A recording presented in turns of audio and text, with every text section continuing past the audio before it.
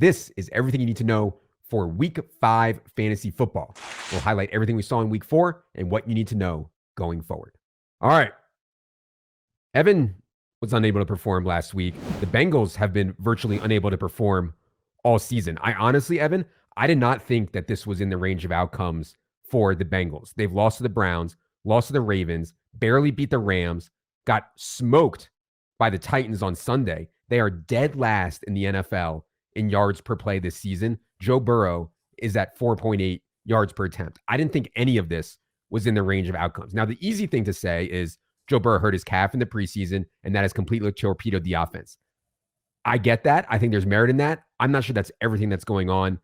What is your outlook on the Bengals right now after a really humiliating loss to the Titans? Yeah, I mean, I wouldn't totally attribute it to that, but I mean, you could tell that he is struggling to generate velocity. First of all, he doesn't have a great arm to begin with. I mean, he's got plenty of arm strength, right?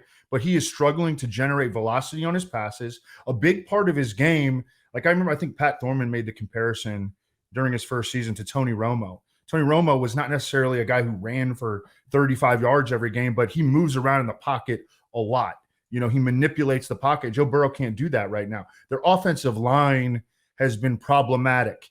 T. Higgins has been, ghost this week, balling this week, now dealing with a fractured rib. Irv Smith has really given them nothing. He's out with a hamstring injury. So, I don't think that they're particularly well coached. I've kind of never thought that offensively, and their running game isn't very good. So they're like legit not a good team right now. Yeah, it's bad. And the T. Higgins thing is bad too, because I think T. Higgins, Jamar Chase, Tyler Boyd give them one of the best 3 wide receiver sets in the NFL. Obviously, T. Higgins says he might be able to play through this broken rib. I am somewhat skeptical. We've seen T. Higgins go out there before when he's hurt and completely airball. So that's one we're going to be very, very careful with. If he can't go, it's ugly, man. Trenton Irwin and Andre Iosovis. I'm sure I butchered that name, but those are the next guys up. And they don't have a bye until week 7. So, I mean, if they want Burrow to rest through week 7, I don't know how practical that is. I mean, they're 1-3. They face Arizona, Seattle the next 2 weeks. I guess people want to know, Evan, if you had Jamar Chase, if you had Joe Burrow in season long at this point, what's your play right now? Well, they did already announce that Joe Burrow is starting this week. Yep. So they're not sitting him down, and he's going to go all the way through the bye and probably just try to work through it the rest of the season. I mean, T. Higgins is down. Again, Irv Smith is down. I mean, I could still see Jamar Chase having some really, really big weeks. I'm always open. Excuse my profanity. I'm sorry. I'm not pushing the panic button on him. You have to expect a level of inconsistency from him at this point. But I think that he's still a guy that, I mean, I wouldn't even be opposed to trying to buy him low in season long. I'm not like trying to sell him off for 75 cents on the dollar. Agreed. All right. On the other side of the coin, something I didn't expect this season is C.J. Stroud having one of the more impressive rookie quarterback seasons I can remember. And by the way, he's doing this with an absolutely decimated offensive line. We've talked about how many injuries Houston's offensive line is dealing with. C.J. Stroud has not taken a sack in either of the last 2 games. He has thrown 0 interceptions all year. C.J. Stroud is on pace to throw for 5,100 yards. The NFL rookie record set by Andrew Luck in 2012 is just 4,300 yards. I mean, this C.J. Stroud first 4 games is awesome. Evan, has this changed your overall outlook on C.J. Stroud? How much do you think this is sustainable rest of way? Yeah, I was kind of on the fence about C.J. Stroud entering the NFL. I think that what he has shown so far, you have to be feeling really good if you're, any kind of a Texan supporter. You got C.J. Stroud in a dynasty league. I mean, and it's really impressive what they've done because they've been missing like four of their 5 starting offensive linemen. Yeah. One of the best left tackles in the league, Laramie Tunsil, goes down. His backup, Josh Jones, goes down. I mean, they're down to their 3rd string left tackle. I think a lot of the credit should go to Bobby Slowick. Their offensive coordinator has Kyle Shanahan background, also got his start at Pro Football Focus. So as Jack Miller said in our private Slack, score 1 for the socialists, Bobby Slowick, the socialist. But I mean, they've got weapons. They've got a really good scheme. He's been poised in the pocket. You remember we had Mike Renner on, and he talked about that his pocket presence, CJ Stroud's pocket presence, kind of came and went a little bit at Ohio State. I've seen none of that. He's balling right now. Through the first 4 games of his career, he has the second most passing yards in NFL history among quarterbacks through the first month of their rookie season. So, yeah. I mean, I think he's for real. I think that Tank Dell is for real. Nico Collins, God, I was way too low on him entering the season. I think he's for real. You know, we've been believers in Nico Collins, and he's hitting. Yeah, I mean, back-to-back really good wins for the Texans, beat up on the Jaguars on the road, and then an easy home win this past week over the Steelers. I mean, you know, I know Tank Dell did not have a good game. That's the way it's going to go with these big play guys from time to time. I still think Tank Dell is an awesome guy to have on your team. I think we should talk a little bit about Dameon Pierce. His snap rate, 59%, was his highest of the season, but he's still losing quite a bit of work to Singletary. Yeah. And he doesn't play very much in the passing game. Where are you at on him? His touch counts 13, 17, 17, and 25. But again, you know, he's losing work to Singletary and in the passing game. Yeah, he's losing the high value touches, and even in like when they're behind, he's not playing that much. Even when they're ahead by a lot, he's losing work. So yeah, to me, like Brian Robinson has a better role than Dameon Pierce right now, and just is what it is. Let's go to by the way, Houston gets the Falcons this week. Another good spot, reasonably good spot for CJ Stroud. The third biggest story of the week to me was the Bears, and I understand they played the Broncos, okay? I get it. And we're going to get to the Broncos defense when we get to them. But just to see Justin Fields go 28 of 35 for 335 pass yards, 4 touchdowns, no interceptions, have a huge day without really using his legs at all. I mean, that had to be really, really good to see for anyone who has Justin Fields. I talked more about his projection and stuff like that on the solo pod. Hopefully you guys heard that. I'm not ready to sit here and say Justin Fields is back, but I'm glad that we told everybody, hopefully, not to drop Justin Fields, because when you add rushing to what he can do, as you can see with his arm, he can have some huge days. Evan, what would you be doing right now if you had Justin Fields? How sticky do you think this performance is from him? I think that he's an every week fantasy starter, but there some context is needed. That Broncos defense is just an absolute train wreck. I mean, they're awful. Justin Fields still, and I know his production was there. He averaged almost 10 yards per pass attempt. He's still not running enough, I don't think, and he's still holding on to the ball too long. And they've got a big Thursday nighter coming up against Washington, who's like top 6 in the NFL in sacks, and the Bears have given up the second most sacks in the league. They are getting back Tevin Jenkins, their left guard. I think he'll be available on Thursday night, if not the following week, so that could help a little bit. You know, I think that Justin Fields is an every week starter, and it's just going to be a roller coaster ride with DJ Moore, which we've already seen through the first 4 games. And Cole Kmet is, he's primarily like a touchdown or bust guy. And I know he scored twice this past week, but he's going to be a touchdown or bust guy going forward, I believe. Yeah, for sure. And I mean, Bears lost this game. They're now 0-4. I mean, they should be angling for Caleb Williams, so like long term, maybe Justin Fields isn't there. Maybe they can end up with Caleb Williams somehow. But yeah, if the season ended today, the Bears would have the numbers 1 and 2 overall picks. Yeah.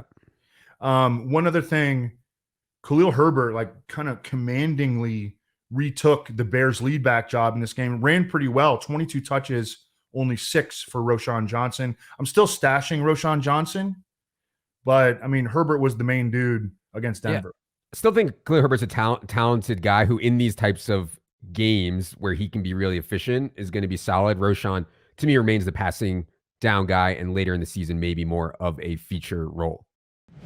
Lions. So there were like reports, I'm not sure if you saw them, Evan, but there were like conflicting reports over whether David Montgomery would even play in that game on Thursday. Not only does David Montgomery play in the game, he dominates 63-28 in snaps over Jahmyr Gibbs, 16-14 in routes over Jahmyr Gibbs. Carries were Montgomery 32, Gibbs 8.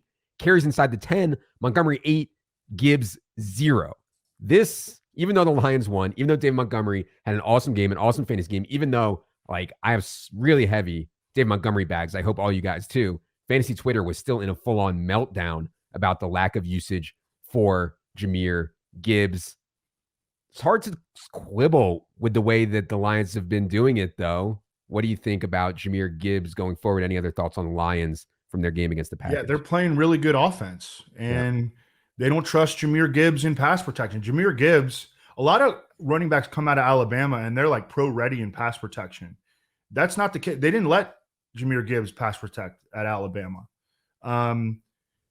David Montgomery is going to get the ball at the goal line. His touch counts in his 3 appearances this season, 21, 17, and 34. He's going to get the ball at the goal line. I know that his target shares have been really weak, but if something were to happen to Jahmyr Gibbs, like all of a sudden he could be an absolute league winner. And I think he's an every week starter in the role that he currently has in a high octane offense with a really good offensive line. And obviously he's heavily trusted. Oh, see, I think he's more than every week starter. I think he's like an asset, man. I mean, and he has home game against the Panthers this week. That touch game you mentioned when he only had 17, he left that game pretty early. He would have had another 10 touches. I know because I played him in cash that game and I was tilting my face off. But anyways, yeah, role is incredible. Also with the Lions, we need to talk about Jameson Williams is officially back. So NFL reduced Jameson Williams' suspension from 6 games to 4 games. Again, Jameson Williams is eligible to play this week. I think he will be active for this Panthers game. I don't think he's going to play a ton, though. Remember that when you're suspended, you cannot be with the team in the facility. You can't talk to coaches. So he's been away from the team for a month. Before that, he had a hamstring injury also. That said, I still like having Jameson Williams on my bench in season long. What do you think about Jameson Williams reintegrating to this team? Yeah, I think the way that I would view him right now is a guy that I could potentially plug in as like a flex during the bye weeks. But I'm viewing him as like a shot play specialist, maybe 15 to 20 snaps a game until he earns more. Josh Reynolds is another guy that's really trusted. Amon-Ra obviously is not going anywhere. By the way, what a tough dude playing through this toe injury, still balling. Sam Laporta has 22 receptions through 4 games, the most by any tight end in league history over their first 4 NFL games. I mean, he's the rare every week starter at tight end as a rookie. Agreed. Last of the top stories for this week is the Chargers. So they ended up facing Aiden O'Connell in this game, get out to a big lead and hang on. Josh Palmer made a big play late. I was just curious your take, Evan, on their first game without Mike Williams. I thought Josh Palmer, did a great job of earning targets, led the team in targets. He ran a route on every one of Justin Herbert's dropbacks. He could have had a much bigger game. He got a ball knocked out of his hands on the sideline on a good play by the defender. Palmer makes a big play late to ice the game for them. Meanwhile, Quentin Johnston ran 22 routes versus 31 for Keenan and Josh Palmer. So yeah, what do you think of the Chargers in their first game without Big Mike? And obviously, by the way, no Eckler in this game. Do expect Eckler back after the bye. Yeah, I mean, it was not a very impressive offensive performance from any of the Chargers against a defense that I don't think anybody really respects too much. Max Crosby had an unbelievable game against the Chargers. Justin Herbert was under a lot of duress. He broke his middle finger on his left hand. Yeah, he's going to be fine. They got a bye coming up, but it was a disappointing performance. Your boy Donald Parham, he suffered a wrist injury. We'll see on that. His Quentin Johnston's route participation. This is via Jacob Gibbs, who by the way is a really good follow on Twitter for participation stuff. Quentin Johnston in weeks 1 through 3, his route participation was only 28%. This past week, it was 71%. And this upcoming bye will give the Chargers, further incentive, more time to further incorporate. They just need to get the ball in his hands. He's a rack monster. And he's not going anywhere. Like this is the locked in 3 receiver set with him, Palmer, and Keenan Allen. Agreed. And I'm sure a lot of people spent a bunch of fab money on Quentin Johnston last week. I would not panic after this week. I would be holding him through the bye. But I also like having Josh Palmer too, man. I mean, I don't think that Josh Palmer is going to stop playing every snap. Right. Whatsoever. Yeah. No, he's not going anywhere. Yeah. If Parham misses time, then I think Gerald Everett might become a little bit more interesting. He'll certainly be a little bit better. The other thing I was thinking is maybe they could play even more 3 wide receiver sets if Parham is out. Also, Austin Eckler stuff's going to change a lot, though. He's going to command a ton of targets. Am fully expecting Austin Eckler back after the bye. Seemed like he at least had a small chance to play this past week. Didn't end up suiting up. All right. For the top 5 stories of the week, let's get into the NFC now with Arizona. Another loss for the Cardinals. They're 1-3 now. But look, man, they played way better than I thought they would. They barely lost to the Commanders week 1. They had a 28-0 lead against the Giants in week 2. They beat the Cowboys somehow in week 3. And then on Sunday, they were kind of in the game against the 49ers. They did beat them. To me, credit to Josh Dobbs. He's been running a ton, and he's been fine. Evan, what did you see out of Arizona's loss to the 49ers? I didn't have a ton of takeaways that would really move the needle. Marquise Brown is playing pretty well, though. I mean, he was a guy that, no one wanted. Yeah. I think we wound up being way ahead of ADP on him or something. Yeah. In order to have Marquise Brown ADP, we would have had to projected him to get hurt. There was literally no way for to knock him anymore unless we were like, hey, he's going to get hurt because, just so many targets and he's a talented player. So, yeah, for sure. Right. I wound up getting a ton of them in best ball. Yeah. I think that maybe the only thing that really stood out to me here was Michael Wilson is now locked into 3 receiver sets. Rondell Moore in the slot and Marquise Brown opposite Michael Wilson, the rookie that they love out of Stanford. Yeah. One thing that I would say is that, James Conner typically projects well for us, and I never play him because I always want to IKB how bad he is and how bad the situation is. Now he won't project as well because Amari DeMercado has worked himself into the pass down role, a lot of the long down and distance stuff.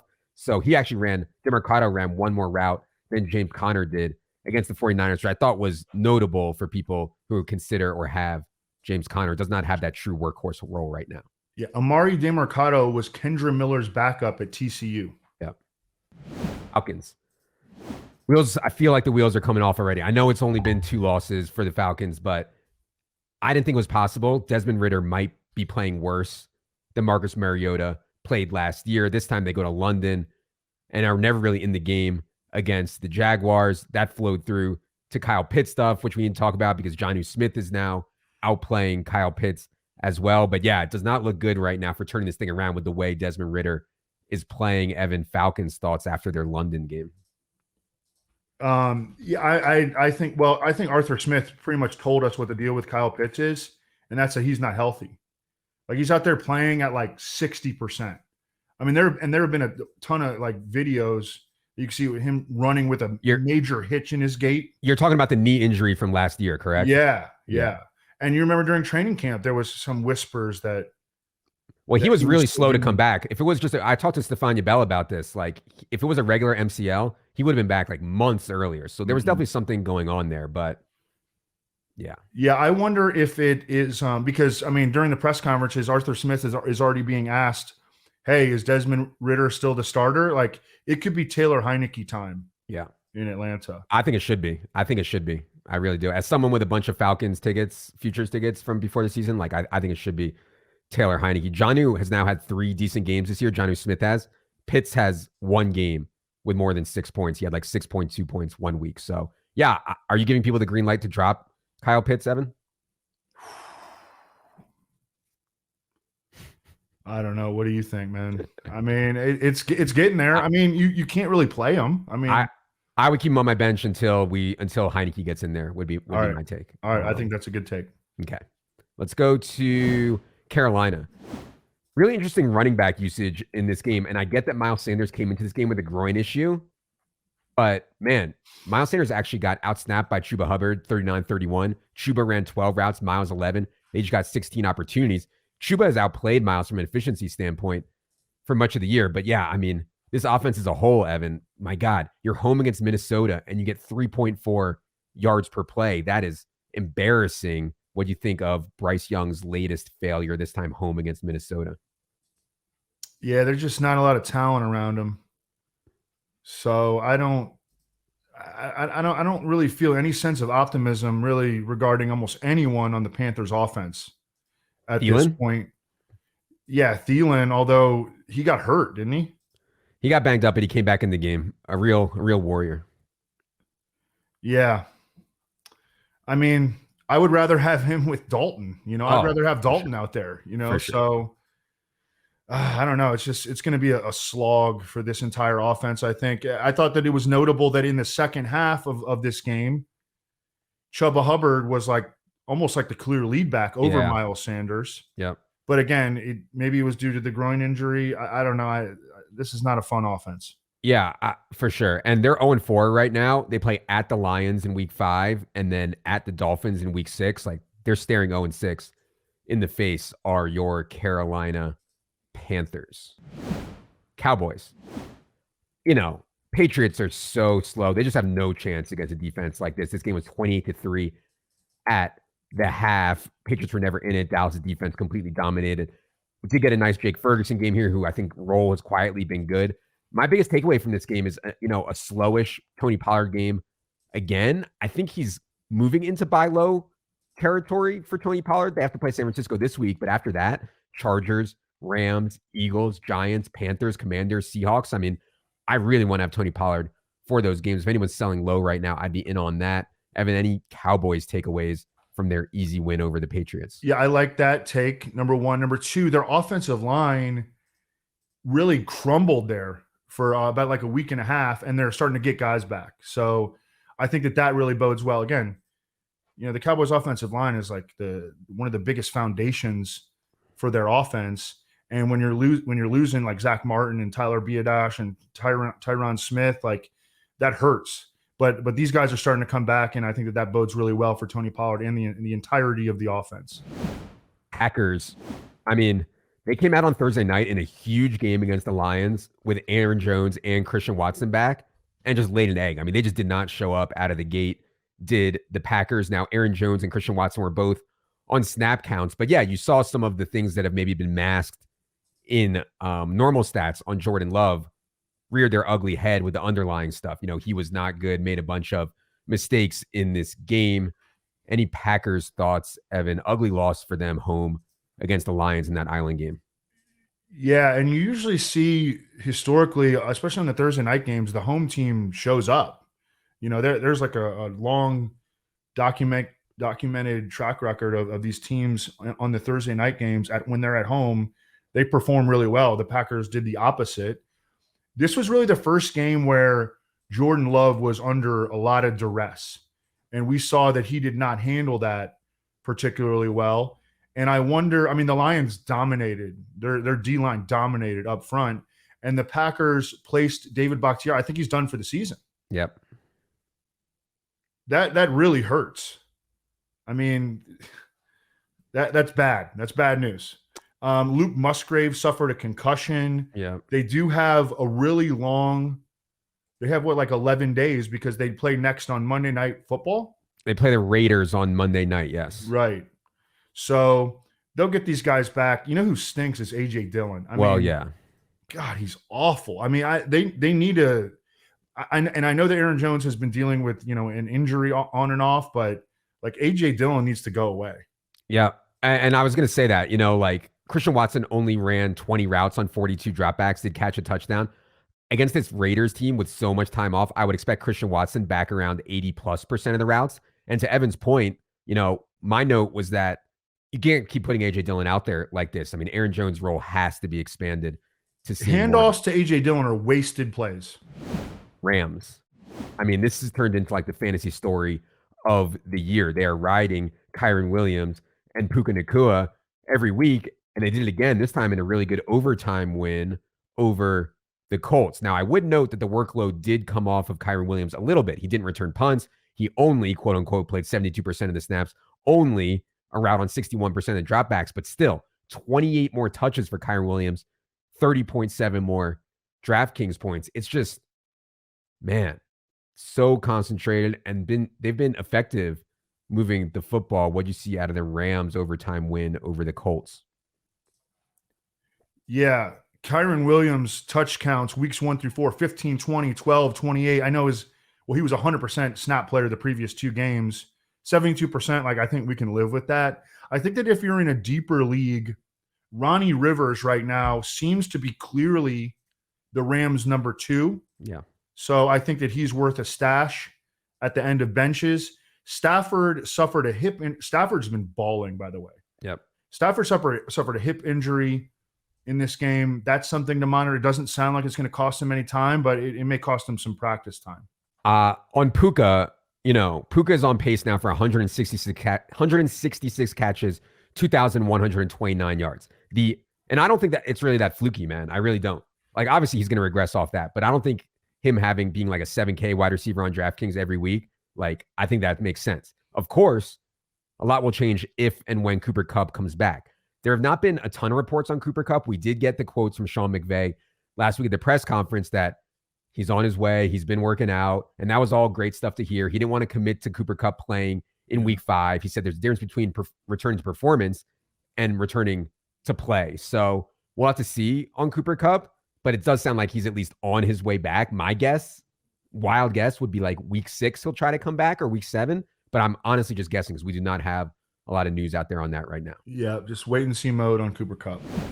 Vikings go down to Carolina. It was not a very Vikings-esque game. In other words, there weren't a ton of Kirk Cousins dropbacks. He did throw a pick 6, but they still go down there and get the win in Cam Akers' Vikings debut. By the way, Cam Akers did play 14 snaps, Madison 33. The guy who lost was Ty Chandler. Ty Chandler, best ball bags are looking like a stone 0 right now with Cam Akers in the mix. Ty Chandler played 0. I repeat, 0 snaps. Evan, what did you see out of the Vikings win down in Carolina?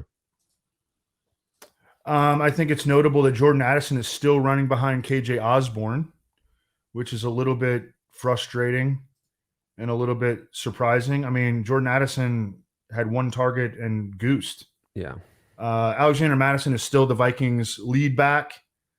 And I don't think that that's necessarily going to change. As you mentioned, Ty Chandler was the odd man out.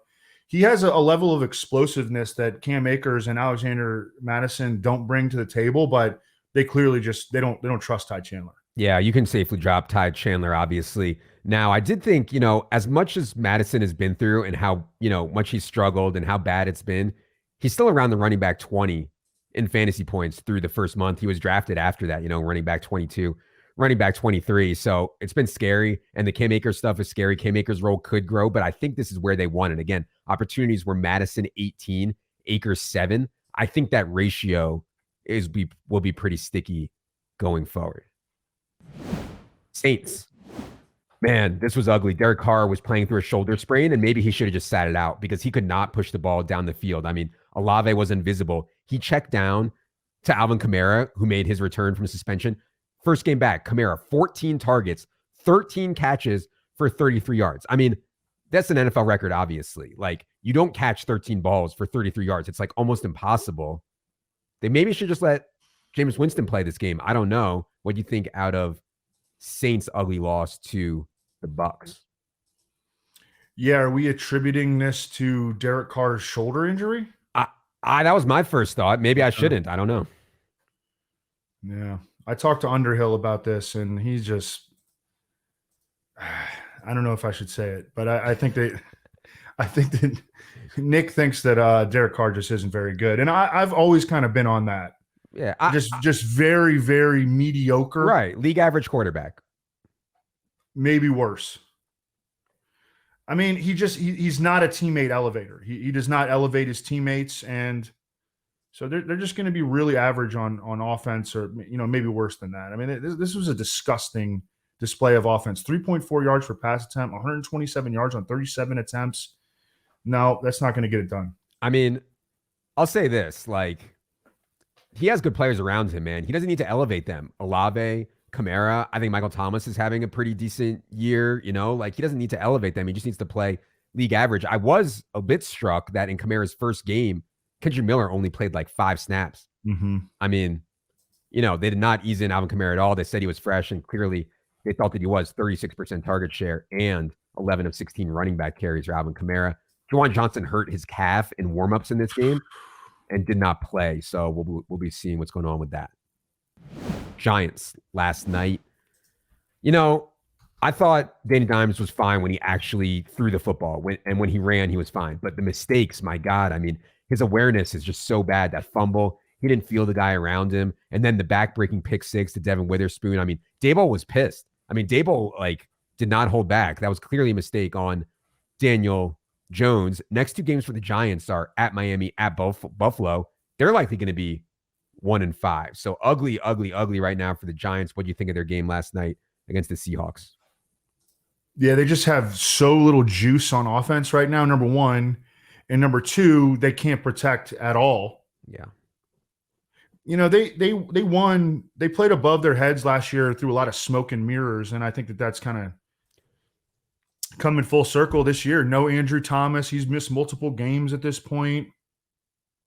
Daniel Jones took 10 sacks and 14 quarterback hits against Seattle, which doesn't have a particularly good pass rush. Yeah. This offense is in really bad shape right now, and Saquon Barkley is dealing with a high ankle sprain, and I don't know when he's coming back. Yeah, we'll see. I did like the changes they made at wide receiver last night. So Jalen Hyatt and Wan'Dale Robinson played a lot more at the expense of Isaiah Hodgins and Paris Campbell, right? So, like, I like that move that they made. I know it didn't make a difference really last night, but I did like that move that they made, and I think that's notable. Well, those guys might be able to give them some juice on offense, and because that's what they're lacking right now. For sure. Eagles have to go to overtime to beat the Commanders. I thought it was a chance to get a really good look at the running backs in Philly because all of them were healthy, and it was a close game. Rashad Penny was a healthy scratch. Boston Scott played 0 offensive snaps. DeAndre Swift was the feature back. 45 snaps for him, 27 for Kenny Gainwell. Opportunities were 18-6 in favor of Swift. This is kind of what we've been talking about ever since that Swift breakout game. I forget what week it was. You just can't put that back in the bag. I mean, you cannot put the toothpaste back in the tube. It's clear DeAndre Swift, given the opportunity, is an awesome, awesome NFL player, just like we've suspected forever, but coaches didn't seem to agree until now. So, yeah, Evan, what do you think of Eagles' overtime win over the Commanders? And they got him the ball in the passing game in this one. That was a big question about DeAndre Swift entering the season. So I think that we have like maybe potentially some defined roles in the Eagles backfield, which is something that I didn't expect necessarily to reveal itself this early in the season. DeAndre Swift is clearly the Eagles lead back. Kenneth Gainwell is like a dirty work, role player. Rashad Penny is a healthy scratch, and Boston Scott is playing on special teams. Yeah. So look, one of the things that we really like in fantasy is when we have a level of predictability and reliability regarding roles. And I think that we have that right now in the Eagles backfield. This Dallas Goedert stuff, people are like, oh, well, Devontae Smith and A.J. Brown are so good. Of course, the Dallas Goedert's not having. A.J. Brown and Devontae Smith were awesome last year. Awesome. And it was so concentrated to those 3 guys that Goddard still had good games. Goddard's ADOT is way down. I don't know, man. Something just feels off with the way that they're using him. Do you have any thoughts on Goddard for people holding the bag there? I really don't.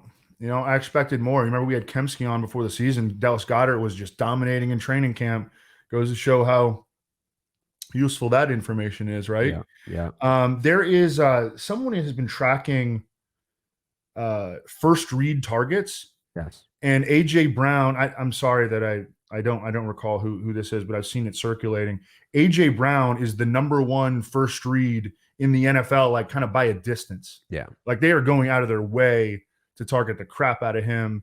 And dude is Terrell Owens. This was a monster game against Washington. Yeah, he was awesome. And from a DFS stuff, we talked about this a little bit on Sunday. Like they just end up in this pricing structure and pricing range and projection range where they just don't get played that much. The Hurts to AJ Brown stack was not played this past week in DFS. San Francisco is roll over the Cardinals.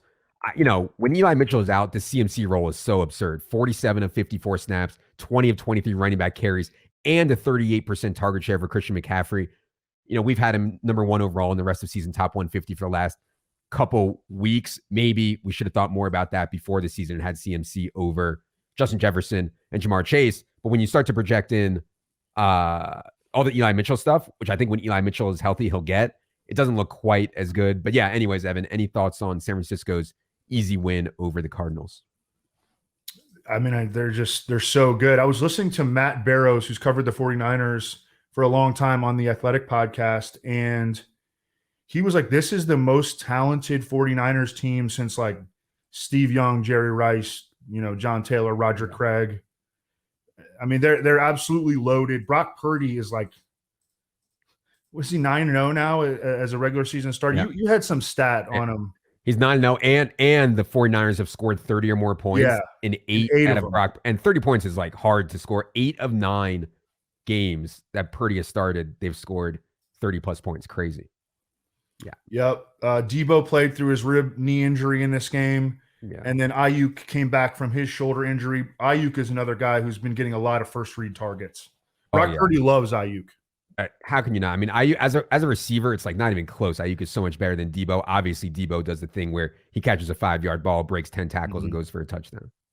Let's go to Seattle last night. I mean, say what you want about the Giants' offensive line. This was a dominant defensive performance from Seattle. 10 sacks. They hold Matt Breida to 2.1 yards per carry. I did want to note that Geno had to leave the game for a little bit. It was like a somewhat shaky play on the sideline from Isaiah Simmons. Turns out the report today is that Geno just banged up his knee. Obviously came back in the game and was fine. So yeah, but really good win for Seattle. What'd you think of their game in MetLife last night?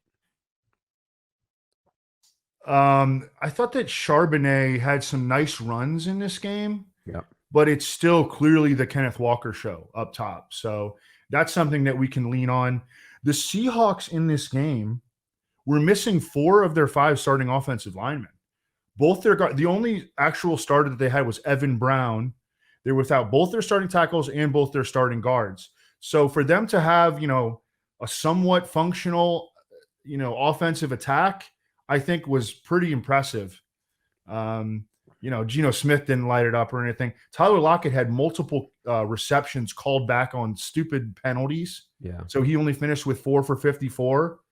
I don't know. They need to get their offensive line healthy, but again, I mean, they beat up on a bad team. Yeah. Beginning a lot of questions. Can I drop Jackson Smith and Jigba? So Jackson Smith and Jigba stuff is bad right now. I mean, only Paris Campbell is worse in the NFL in yards per target. I mean, 0.67 yards per route run for JSN is so bad. It's like they're not running that many 3 wide receiver sets. When he gets targeted, it's literally behind the line of scrimmage or at the line of scrimmage. It's a really hard way to make a living. I'm not dropping JSN personally because I think he's 1 injury away from a massive role, but I don't think you can really start him in really any spots right now. So if you need that bench spot, I understand. I'm trying to hold him though for the contingent value. Yeah. He missed a ton of time in training camp. So they come out the gates and he's they don't really have a plan for him. And then they use a lot of 2 and 3 tight end sets, as you mentioned, and they have to use those 2 and 3 tight end sets because they're worried about their protection. So they have a bye coming up, and hopefully they can get some of these offensive linemen back. I think that could actually contribute to Jackson Smith having a productive second half of the season. I'm not dropping him either. Okay. Bucks. I mean, I thought that NFC South was wide open and winnable, and whoever was the best team in there can make a run. Tampa's played way better than I thought they could. Baker Mayfield has been fine. I mean, they can win the division. Mike Evans has a hamstring injury. Doesn't sound too major, hopefully. They have a bye this week. So, yeah, I mean, things are certainly looking up for Tampa. I mean, really good win for them going into New Orleans and spanking the Saints. What do you think of Tampa's divisional win? I don't know. They're 3-1. They're kind of overachieving. I think a lot of people expecting them to be a legitimately bad team this year. I definitely could have sided in that direction, but they've been very competitive. What is the deal with Mike Evans' injury? Yeah, it's a hamstring. We'll see. We'll see. I haven't heard on severity. We'll see. Yeah. He goes out and Godwin goes nuts. Yeah. I don't have any big thoughts on this one. Trey Palmer. He didn't really do a lot in this game, but he's playing a lot. And I think that if Mike Evans misses time, then he gets a little bit of a boost, or probably a significant boost. Agreed. One thing for Mike Evans is they do have a bye this week. They'll come out of the bye and face the Lions. Also, just wanted to note on Rachaad White, when he played the Bears, he was efficient. Against other teams, he's not going to be efficient, but it's kind of similar to the Joe Mixon role. I mean, it's a very, very good role for Rachaad White. Never going to look great on efficiency. Washington football team, last NFC team here today. I mean, they were in it. Game went to overtime. It was a crazy play to get them to overtime, but they get to overtime. Still thought that Sam Howell held the ball too long in so many spots. Gets the miracle play to Jahan Dotson to send it to overtime. What did you think of Commanders' narrow loss to the Eagles? Well, Sam Howell's put up 17 or more fantasy points in 3 of his 4 starts. And I think that it's just going to be like a sort of a week by week. I think it's like a matchup based offense. You can rely on them in positive matchups. And if they have one coming up on Thursday night against Chicago. They've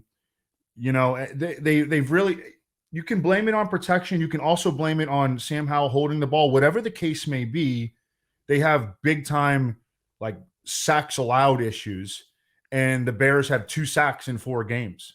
So this could be a game where, Sam Howell has a pretty clean pocket, and we see, the Commanders offense reach their peak. I thought that Jahan Dotson was a really good year 2 breakout candidate. His ADP got steamed to a point where it got really, really uncomfortable. Like I saw him going by the end in the 6th round and stuff like that. It's been really bad. I mean, he's been reliant on touchdowns. Yards per route run have not been great at all in Jahan Dotson's career. And they're giving a ton of targets to Curtis Samuel. Or maybe Curtis Samuel's earning a ton of targets. I mean, Curtis Samuel has 20 targets this year. Dotson 25, McLaurin 26, and Logan Thomas has only played 3 games, has 14. And they also throw it to Cole Turner and Toto Gibson and John. I mean, it's just hard to see Jahan Dotson or McLaurin consolidating here. So, I don't want to take a full L on Jahan Dotson because I still think he'll have good games and touchdowns, but it's not looking great.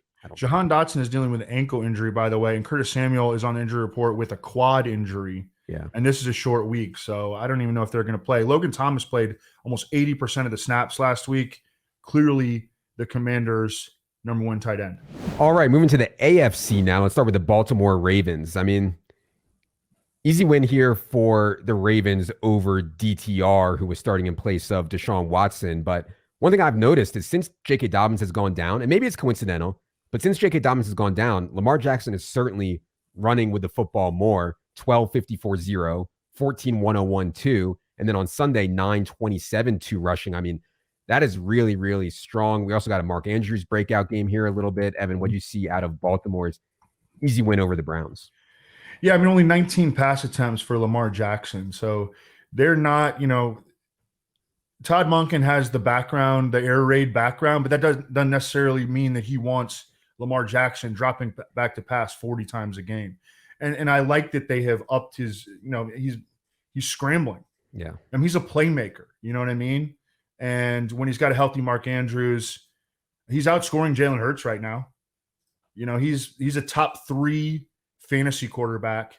Odell Beckham and Rashad Bateman were both out for this game. So the Ravens rolled with Zay Flowers, Nelson Aguilar, and Devin Duvernay as their 3 receiver set. Again, 15 completions, 19 pass attempts, only 186 yards. You're not going to get big time pass catching production aside from maybe one player, and Mark Andrews was that guy against the Browns. I mean, I do think that Bateman and Odell being out, even though they've both been struggling, both been hurt, I don't think Beckham's good anymore. It still matters for Mark Andrews and Zay Flowers. Those guys are going to look way better when those guys are out. Buffalo.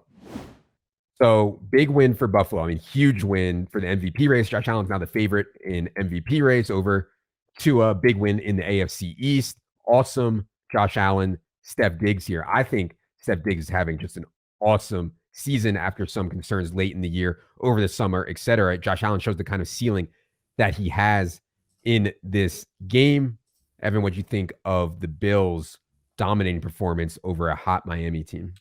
Yeah, a lot of thoughts here. So the Dolphins kept Xavier Howard on one side of the field, and the Bills just had Stephon Diggs running routes the entire game at their other corner, Kader Kohu. And Stephon Diggs just absolutely dog walked him. Stephon Diggs is a freaking baller, and I mean, that's just what it is. The offense is firing on all cylinders right now. There is a sense that, I think especially in our kind of circles that, the run game doesn't matter, et cetera, et cetera. But people actually in the NFL are like, the Bills lacking a running game, it's forcing Josh Allen to have to be Superman all the time. You definitely want Josh Allen to be Superman. He is Superman. Okay. But it relieves a little bit of pressure, and they're getting big time runs from James Cook. James Cook got a goal line carry in this game. He's still not playing on 3rd downs and in the 2-minute, but I mean, he has emerged as an every week RB2, and the fact that he's getting goal line touches, that gives him an RB1 ceiling. So just a little bit of context, Norris tweeted out that on that play where James Cook got the goal line carry, Latavius was actually gassed and came out before that. But still good. They could have put Damian Harris in there, so still good to see them give James Cook the goal line carry. I noticed that too. I thought that was really, really important. Dalton Kincaid ran a route on 23 out of 29 dropbacks. Dawson Knox only ran 14 routes. But man, they're using Dalton Kincaid like he's Cole Beasley. And I get that he's a rookie. Maybe they have bigger plans, but right now it's just really hard. His ADOT is 4 yards. I mean, they're turning Dalton Kincaid into Cole Beasley is not what I had in mind when they used him, when they took him. All right. Cleveland. Little surprised Deshaun Watson didn't end up playing in this game, but man, DTR, Dorian Thompson-Robinson, was horrific. 36 pass attempts. He turned that into 121 pass yards, 0 touchdowns, 3 interceptions. So, with the way DTR was playing in this game, everyone on Cleveland was stone dead. They get a bye this week. Then they have to face the 49ers, but at least we know Deshaun Watson will be back for that game. Hard to have takeaways, I think, Evan, given DTR was under center, but any thoughts on Browns here? Yeah, I mean, I think you mentioned that they have a bye on deck. I thought it was interesting the way that Kevin Stefanski phrased essentially Deshaun Watson's decision to sit out. He was like, he didn't feel like he could go. So that kind of rubbed me the wrong way a little bit. I don't have any other big takeaways. There was like a scare. I think it was on Saturday.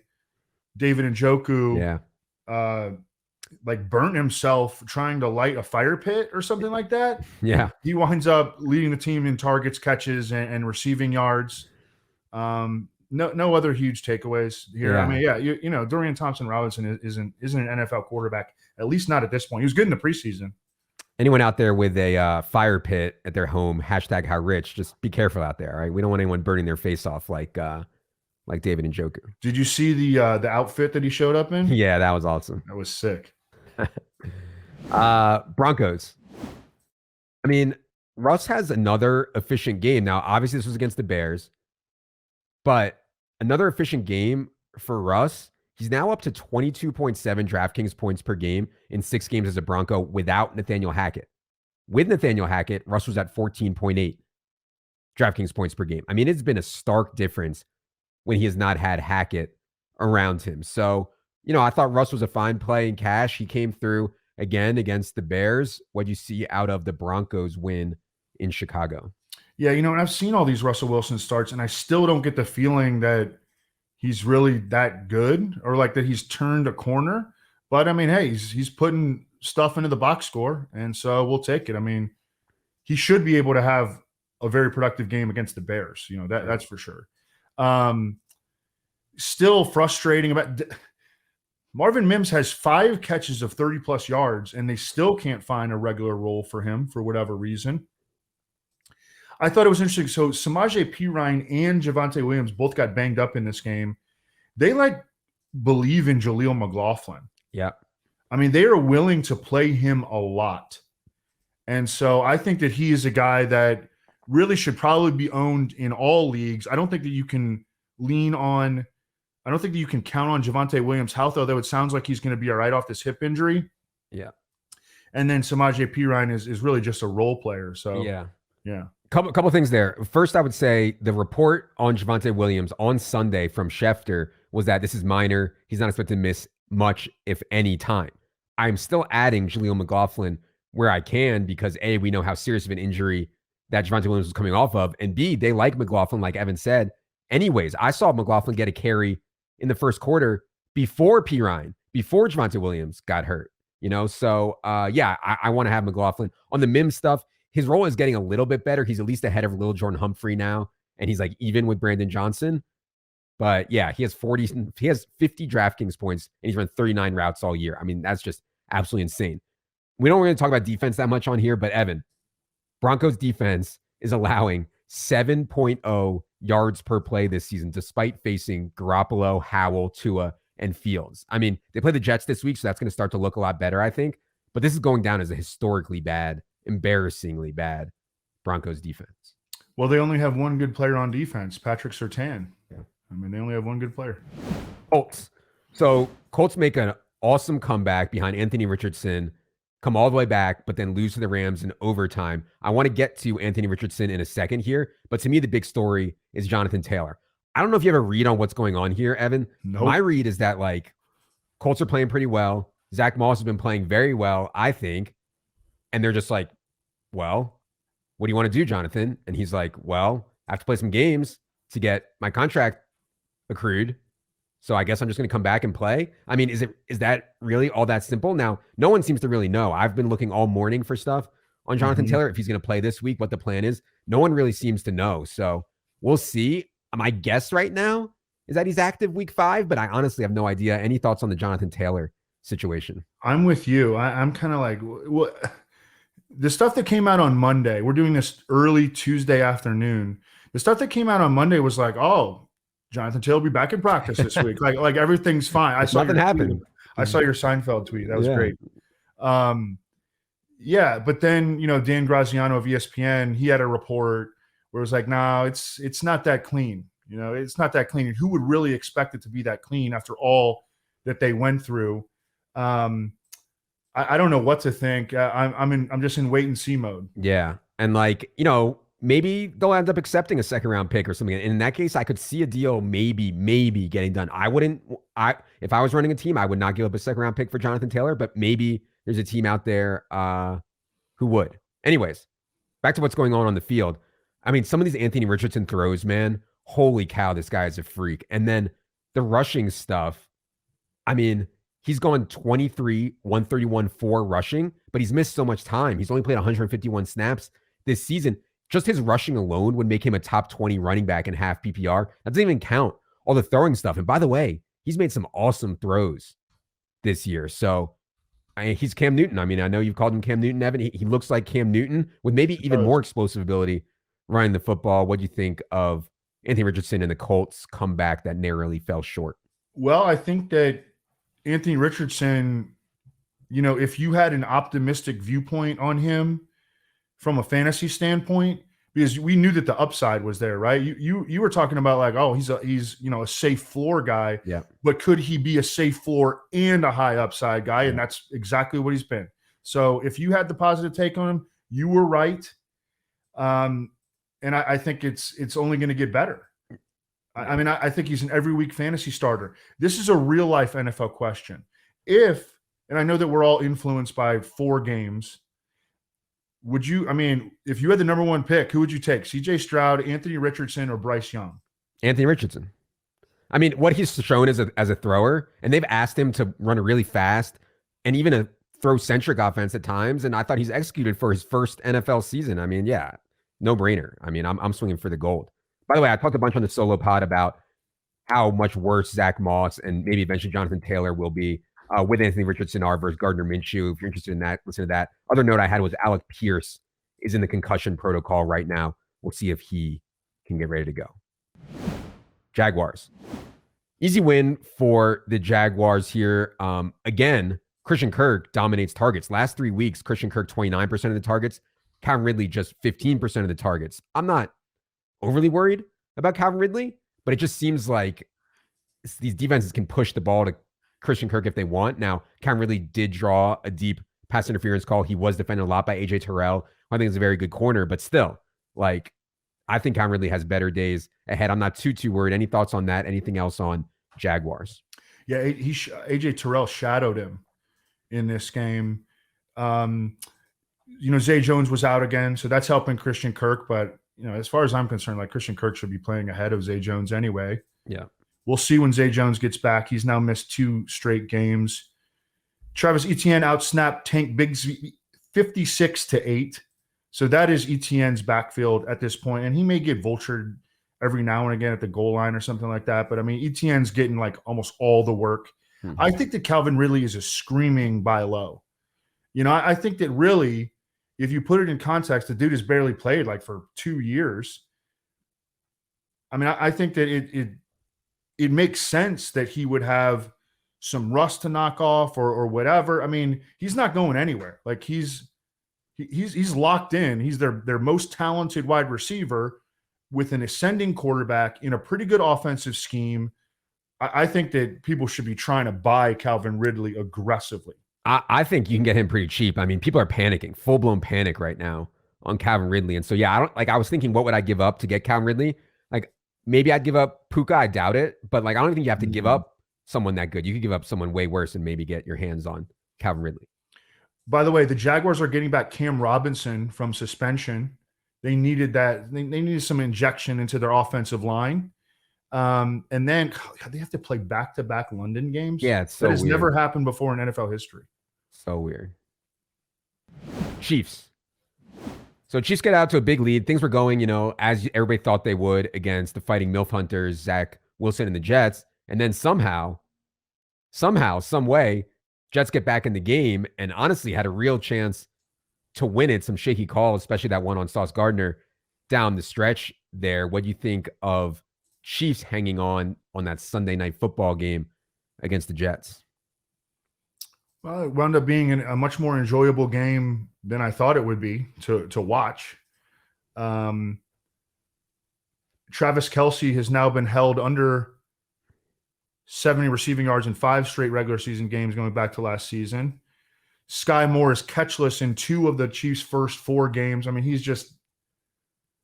I think he's just probably not very good. Rashee Rice over the last 2 games has been almost a 50% player. So I think that he's working his way up the depth chart. We got a big run out of Isaiah Pacheco for a touchdown. I don't know. Patrick Mahomes didn't have a big game. He was playing the Jets. The Jets still have a really good defense. So for sure. And yeah, I still can't believe the Jets lost, even with Zach Wilson, to the Patriots. But with any other quarterback, the Jets have a very good team. We'll get to them in a second here. The Rashee Rice thing, I totally agree with. Like in a deeper league, I probably should be. I want to prioritize having Rashee Rice on my team at this point. I do think his role is growing. 47% of the routes here in this close game against the Jets. Otherwise, it's just so flat at wide receiver. It's hard to get excited. Pacheco, though, man, I really think he's separating. 20 for 115 and a touchdown in the pass game. In the screen game, Pacheco's been really good too. 343-0 there. He looked like he was shot out of a cannon for that game. Did Pacheco? I think that what Rashee Rice really needs is he needs to pass Sky Moore. Yeah. Because they're sharing the slot role right now. Las Vegas. So unfortunately, Jimmy Garoppolo could not get cleared for this game, leading to Aiden O'Connell starting. Even with Joey Bosa out, he was under relentless pressure. And some of that was on AOC. He just could not process fast enough. And he had guys in his face way too much. Ended up taking 7 sacks, checked down to Josh Jacobs 11 times. So kind of tough to evaluate the Las Vegas stuff considering AOC was in there. We are projecting Jimmy to be back here for week 5. Evan, any Raiders thoughts? Yeah, Josh Jacobs. So Josh Jacobs is just dominating usage in the Raiders backfield. He had a big game in the receiving game, but he really hasn't had a big rushing game yet this season. Touch counts weeks 1 through 4, 21, 14, 20, 25. They got the Packers coming up next. The Packers have been getting destroyed in run defense. Maybe this will be the game that sparks them. I mean, the usage has definitely been there. Are you concerned at all about Devontae Adams, the shoulder injury? I know he went back in. When he went back in, he looked great. So okay. I thought it looked like his shoulder popped out, but I'm no doctor, and he was back out there and he looked great. So no, not worried on that one. Okay, and they do have the extra day because they got Monday Night Football coming up against Green Bay. Dolphins. So, Bills showed up big. Credit to the Bills. We already talked about that. I did think it was interesting on the Dolphins side that Devon Achane, 40-28 in snaps over Raheem Mostert, 28-16 in routes over Raheem Mostert, 13-12 in opportunities over Raheem Mostert. Now, a lot of that in the second half when they were trailing, but still, man, I mean, Achane has gone from healthy-ish scratch to bit player to 1A now. I mean, that's pretty exciting. What do you see out of Miami's loss up in Buffalo? Oh, man, you want to talk about exciting. This dude.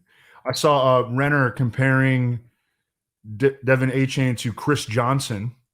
You remember CJ2K, of course. Yep, of course. We had Dane Brugler on. He compared him to Javid Best. I mean, wow. I mean, you want to talk about shot out of a cannon. Yeah. That's Devon Achane. I remember Greg Cosell, also of NFL Films, doing after his tape review of Devon Achane. And Devon Achane is sub 200 pounds. You don't see lead backs in the NFL at sub 200 pounds regularly.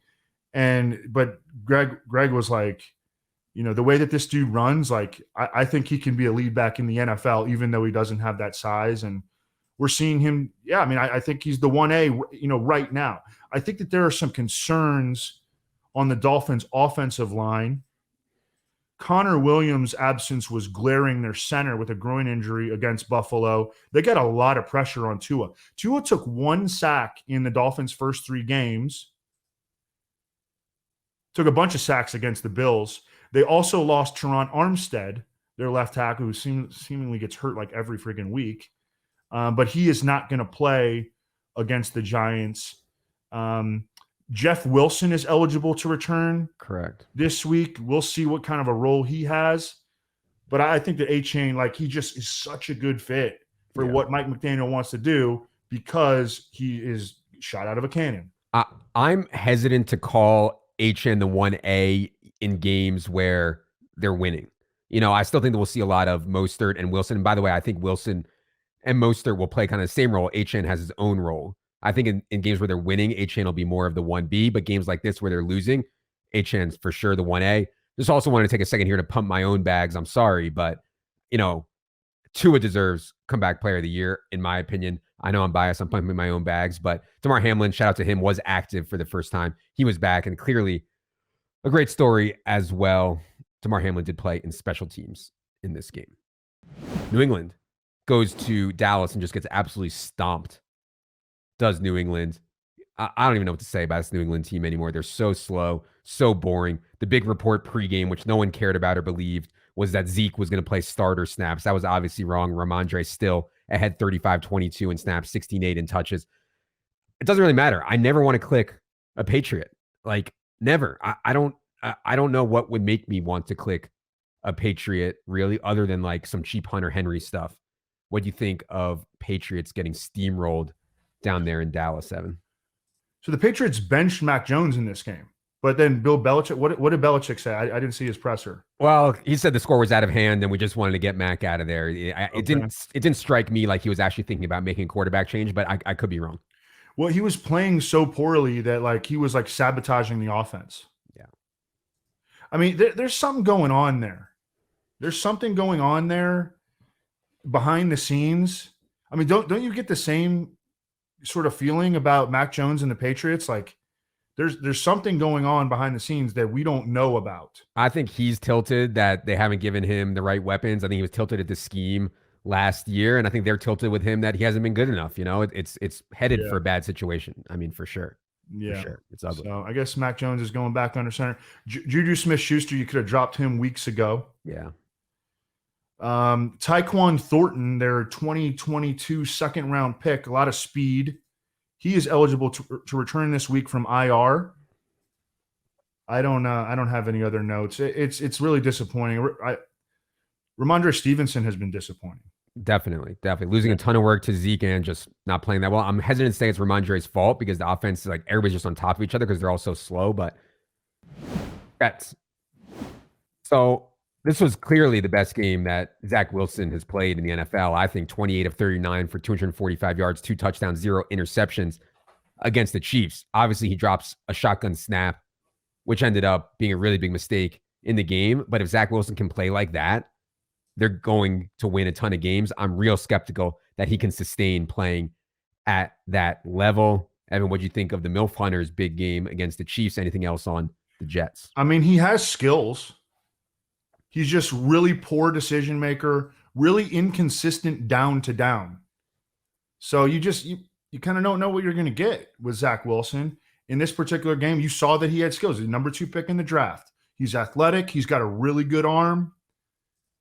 And you protect him a little bit. I mean, he can make some plays, but I think that over the course of time, like we're going to see the old Zach Wilson pop up again. We're still using defenses against him. And I know you tweeted about this. The Jets have shown almost no inclination to increase Breece Hall's role. Yeah. His touch counts are 11, 4, 13, and 9 through 4 games, and he's been under 50% of the snaps in all 4. At some point, though, you got to think that they're going to expand him because Dalvin Cook can't play anymore. Dalvin Cook is done, and obviously, with each week that goes by, Breece is further removed from the ACL tear, and everybody says, "Oh, well, just wait until week 8, and Breece is going to be playing 80% of the snaps." I don't know, man. They're still playing Michael Carter on pass downs. And like, even that's if an overlooked thing. I mean, Michael Yeah. Carter is like playing a significant number of snaps every week. It's a 3-man backfield. Right. And on a bad offense when Zach Wilson's in there. So, hopefully you sold Brees after week 1, but, it's just not great. Right now, I would probably just hold the bag and hope that he plays more. They get a different quarterback. Steelers. I mean, this was hideous. I mean, this is like franchise-altering changes need to be made to go down to Houston and get absolutely embarrassed. Now, I know Kenny Pickett banged up his knee in this game. I know Pat Freiermuth left with a hamstring injury. He's going to be out 2 to 3 weeks. But you just can't have this. I mean, you can't go down there. I know Deontay Johnson's out. You just can't go down there and get absolutely smoked. They're not going to fire Matt Canada, though. They just gave the guy like a freaking promotion or something like that. I don't know, Evan. How do we rectify what's going on in Pittsburgh? This was a really ugly one. I mean, they're going to be starting Mitch Trubisky this week. I think Pickett has a chance to play. He said that he's going to be fine. We'll Really? see. Yeah. Okay. I'm not by the way, I'm not opposed to giving Mitch Trubisky a shot either. Yeah. You mentioned Freiermuth, hamstring ruled out. I don't think that he'll play this week. They're already without Deontay Johnson. Jalen Warren has outscored Najee Harris in PPR points so far. Their offensive line isn't very good. I have no optimism about this offense. Najee was alive in this game again. He was alive in that Raiders game. Then he was alive in this Texans game. He averaged over 5 yards a carry, which he never does on 14 carries. He had a 23-yard run. He had a 32-yard catch. So, in these matchups, I think Najee can still be a flex kind of play for people in season-long leagues. But, yeah, it's certainly not exciting.